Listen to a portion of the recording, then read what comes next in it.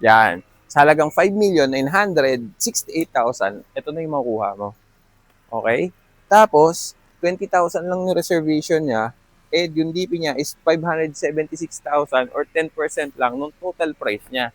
Pwede pa siya na 9 months to pay, so 64,000 lang, pwede mo na makuha ito. Okay? 20,000 reservation, then 64,000 monthly, pwede natin simulan. Tara, tapit po tayo. Yeah. So this is Carmeline Deluxe. Okay, siya po ay merong 80 square meters na lot area and 78 square meters na floor area. Yan, dito po yung parking natin. Single attached po siya, yan. Tapos, meron pa po kayong extra space doon para kung gusto niyo magtanim-tanim. Ito po. Yan. You have your own lanay and this can be your resting area or relaxation area dito.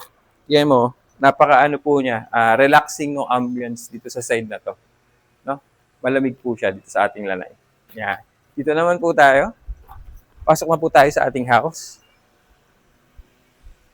Yan. Pagpasok po ng ating house, meron po tayong malaki, spacious na living area and dining area. Tara po.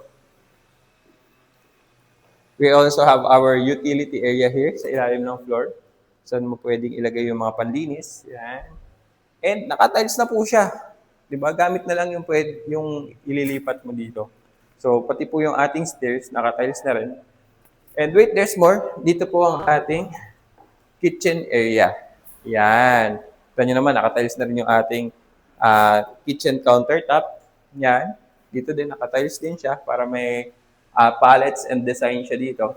And kita nyo naman, dito rin po, pwede ang ating laundry area. Automatic washing machine mo. Tapos dito may lalagay sa may water line na kagad dito. And may isa pa tayong door pupunta sa ating parking area. Yeah. Tara, punta naman po tayo sa taas. Dito po sa taas natin, yan. Pag-akit po tayo. Yan.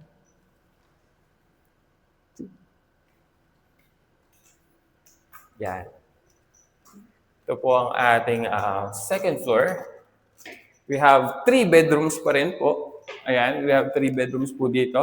At ang kagandahan sa ating second floor, lahat po is naka-tiles na.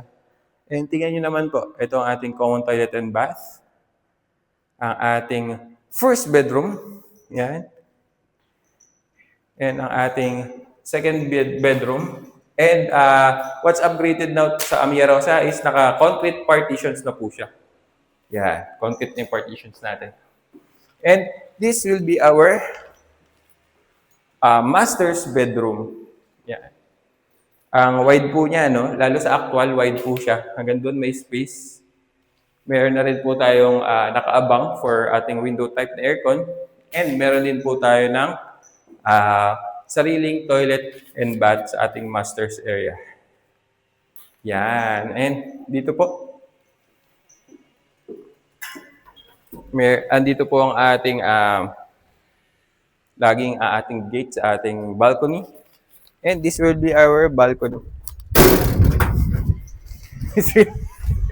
Take two.